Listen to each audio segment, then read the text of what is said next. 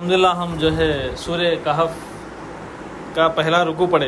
सूरह कहफ के बारे में आप लोग कुछ भी सुने हुए हैं जनरली तो शेयर कर सकते हैं ये सूरह के बारे में, इस सूरह की कुछ अहमियत, कुछ फजीलत। जी हाँ, फ्राइडे हर जुमा जो है सूरह कहफ की तिलावत। क्या भाई सुने?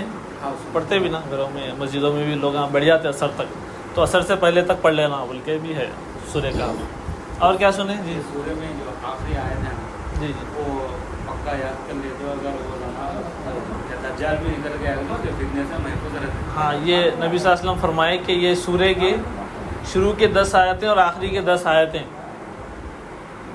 दज्जाल से बचाते बोले। तो उस पर भी अपन बात करेंगे, दज्जाल कौन है और उससे कैसा बचते।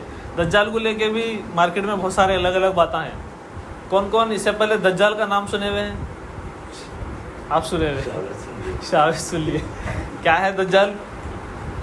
आप भी सुने जी? एक आंख वाला है। एक आंख वाला है, एक आंख मैंने थी उसकी, और ये नाक थोड़ा तोते के जैसी होती है। नाक तोते कैसी रहती है। फिर आने वाला है, क़यामत के करीब आने वाला है।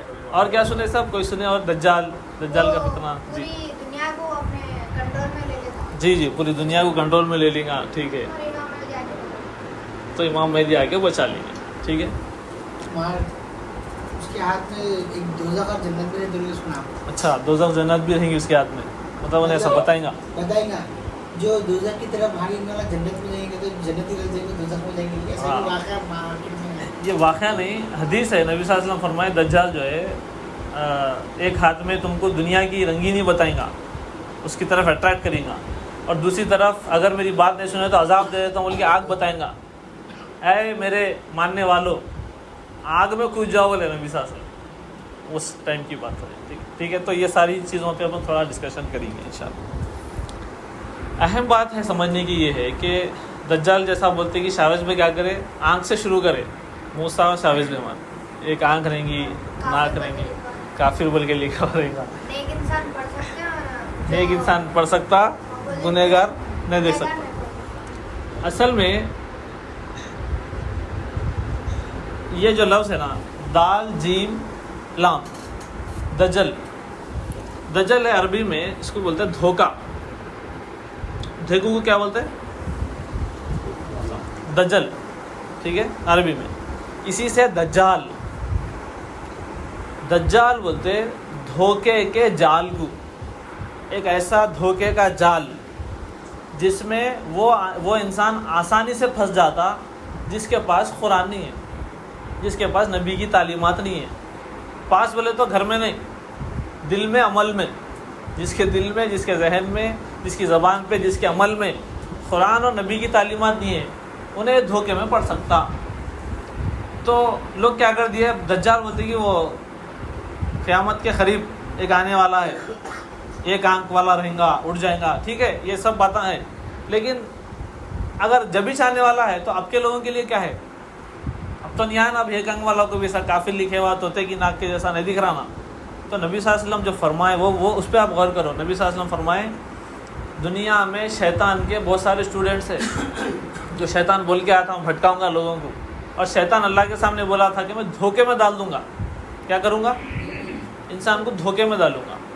तो धोखा देना, चकमा देना, असल बात को छुपा के आपके सामने डुप्लीकेट और टेम्पररी चीज़ों को सामने रख के उसमें गुम कर देना, ये असल में दज्जाल का फितना बोले नबी सल्लल्लाहु अलैहि वसल्लम। अब सवाल ये है कि अपन धोखे में नहीं है क्या? ये बहुत बड़ा सवाल है। अपन धोखे में नहीं है क्या? अब ये शुरू के जो 10 आयतों में ये जो एक रुकू हम पढ़े, इसमें अल्लाह ताला कैसा बयान करे, वो धोखे का जिक्र कैसा करे। एक जगह अल्लाह ताला फरमाए कि ये ज़मीन पे जितनी भी सारी चीज़ें हैं वो क्या है हमारे लिए? जीनत है बोले। जीनत किसको बोलते हैं भाई? खूबसूरती, अट्रैक्शन, उसमें सुकून है, उसमें एक मज़ा है, उसमें एक इंसान को जो है दिलचस्पी होती इससे, और उसके लिए ख्वाहिश पैदा होती, वो ख्वाबों में भी आती। ठीक है, ये सारे माने आते हैं उसमें, जिसके बारे में इंसान ज़्यादा बात करते हुए और मज़े लेता। आप देखो होटलों में कभी डिस्कशंस होते रहते, खाली बैठ के अब चाय पी रहा हूँ बोल के बैठ जाओ बाजू, अकाउंट में 10-12 हज़ार रहते मगर मज़े ले लेके करोड़ों की डीलिंगों की बात होती रहती, नहीं रहते वो आके भी नहीं रहते मगर डीलिंगों की बात होती रहती। वहाँ अगर ऐसा फिरा दिए तो ऐसा हो जाता, अगर वहाँ वैसा कर दिए तो ऐसा हो जाता। तो मैं आपको क्या बता रहा हूँ मालूम, जीनत का आखिरी हिस्सा जिसमें भी मज़ा है, हालांकि इंसान के हाथ में नहीं आया कुछ भी, लेकिन वो बात करने में भी मज़ा है। हाँ वैसा मौका आ गया तो सरदार भाई अगर आप घर बनाए तो कैसा बनाते,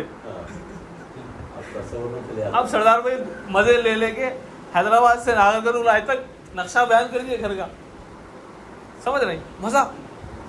तो अब धोखे में नहीं है क्या अपन दुनिया की ज़िंदगी को लेके, तो अब दज्जाल आने का है, नहीं फंसे हुए अपन दज्जाली सिस्टम में। ये बात को अच्छा समझना है हमारा कि असल में ये धोखे के सिस्टम का नाम है जिसमें अपन फंस गए, और हर मामले में धोखा रहा। देखो आप 2-3 मिसाल आपको दे देता हूँ। सबसे पहले एजुकेशन। अब देखो बच्चे को स्कूल में एडमिशन दिला रहे हैं, क्या बोल के एडमिशन, अच्छा एडमिशन छोड़ दो, जो बच्चे स्कूल को नहीं जाते ना उनके बारे में पढ़े लिखे लोग क्या सोचते हैं, गोटियाँ खेल ले रहे हैं, गली पे बैठे हुए हैं, गली में फिर रहे हैं, आवारा बच्चे हैं, माँ बाप को देखने वाले नहीं हैं, बिगड़ गए। इसका मतलब अपोजिट आ जाओ इसके, तो स्कूल में क्यों डाल रहे हैं बच्चों को, हाँ सुधरने के लिए, काबिल बनाने, नेक बनना बोल के डाल रहे। अब हम ऐसे धोखे में हैं, बच्चे को इतनी अच्छी नीयत से, नीयत बहुत अच्छी है मगर धोखे में कैसा है, देखो आप दज्जाली सिस्टम बता रहा हूँ मैं आपको। इतनी अच्छी नीयत से बच्चे को स्कूल में एडमिशन दिला दिए, तो बच्चा वहाँ पर पढ़ रहा 8 सब्जेक्ट, कितने 8 सब्जेक्ट। अब ये 8 सब्जेक्ट में बच्चे को जो है अल्लाह का सब्जेक्ट, रसूल का सब्जेक्ट, आखिरत का सब्जेक्ट, माँ बाप का सब्जेक्ट, लोगों की मदद करने का सब्जेक्ट, उस पर एम्फसाइज करना, उस पर तवज्जो दिलाने का सब्जेक्ट, गुनाहों से बचने का सब्जेक्ट है। क्या पढ़ा रहे हैं,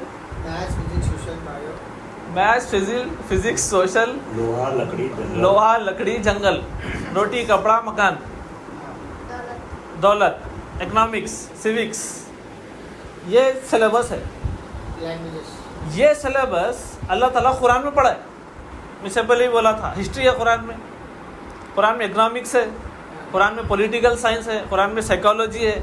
अल्लाह ताला ये सब्जेक्ट पूरे पढ़ा है कुरान में, लेकिन कुरान का थीम क्या है मालूम, ये सारा इल्म अल्लाह ताला देते हुए इंसान को नेक बना रहे हैं, इंसान को अखलाक वाला इंसान बना रहे हैं। और ये स्कूल में 10 साल गुजार रहे हैं हम 8 सब्जेक्ट पढ़ के, क्या रिजल्ट नहीं कर रहा। 10th क्लास के बच्चों का इंटरव्यू ले लो आप कि नबी कौन थे, माँ बाप के साथ कैसा रहना, भाई बहन का रिश्ता क्या है, रिश्तेदारों में खूनी रिश्ते, अखराबा जिसको बोलते हैं, करीबी रिश्ते, उनका क्या हक बनता।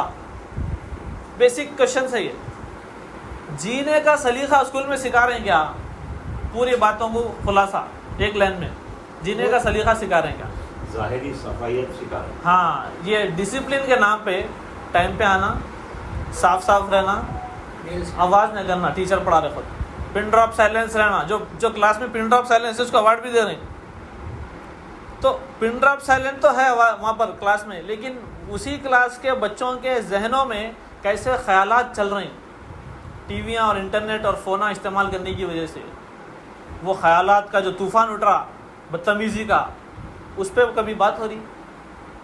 लेकिन वही आप इस्लाम और दीन की तरफ आ जाएंगे तो यहाँ पर अल्लाह ताला नीयत की, सोच की, दिल की बात करे, यहाँ पर आखिरत की बात कर रहे हैं। यहाँ हर कदम पे बता रहे हैं मरने के बाद एक ज़िंदगी है, खबरदार तुम फ्रीडम नहीं है, तुम इंडिपेंडेंट नहीं है, आज़ाद नहीं है तुम, एक रब है जो तुम्हारे पैदा करा, उन्हें ही कंट्रोल कर रहा, उन्हें सब कुछ दे रहा और मरने के बाद उठाने वाला है। तो अब हम जो मकसद से स्कूल में भिजाए वो पूरा हो रहा, सब्जेक्ट्स को अगर नज़र में रखें तो यहाँ तक के ये भी जो है देखने में आया, मकसद से स्कूल वाले पढ़ा रहे हैं वो पूरा होगा। हाँ ये मकसद से आया था वो पूरा नहीं, बिल्कुल। लर्न टू अर्न सुने अपना, इससे पहले लर्न टू अर्न सुने नहीं सुन, पढ़ोगे तो कमाओगे। हाँ, पढ़ने से कमे का रिश्ता सबसे पहले जोड़ दिए।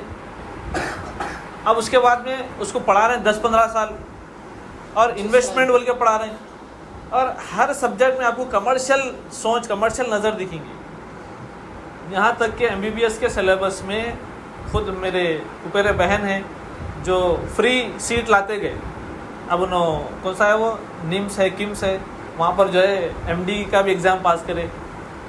फर्स्ट रैंक है। उन्होंने मेरे को बोले सर क्या सिखाते प्रोफेसर्स, हम उनसे थोड़े इंटरव्यू लेते रहते हल्की, क्योंकि ज़रा हाई लेवल पे चले गए तो मालूमात करना क्या चल रहा अंदर।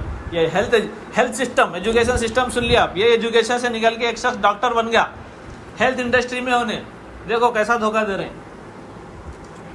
हमारे बहन मेरे को बोले पेशेंट को कस्टमर के ऐसा ट्रीट करना बोल के सिखाते, सिंपल बात है। और ये बात खुले अल्फाज में नहीं बोलते, खुले अल्फाज में ऐसा बोल दिए समझो क्या होता, मानते इंसानी फितरत है, नहीं मानता उन्हें, है ना, ऐसा कैसा कस्टमर अपने को टेक कर करना चाहिए, वो चाहिए, ये चाहिए बोलता है। तो उसको कैसा सिखाते हैं, कौन से अंदाज से सिखाते हैं, आपको बता रहा हूँ मैं कैसा सिखा रहे हैं। क्या बोलते हैं मालूम, आप लोगों से सवाल है समझो, मैं MBBS का प्रोफेसर, ठीक है, आपने MBBS के स्टूडेंट से, कोई चीज़ फ्री में मिली तो अहमियत रहती जी उसकी नहीं रहती। सबसे कीमती चीज़ सेहत है। अब सेहत तुम फ्री में दे रहे हैं समझो, तो इंसान और बीमार होते रहते। तो जितना महंगा इलाज रहेगा उतना लोग अवेयर होकर अपने हेल्थ का ख्याल रखते।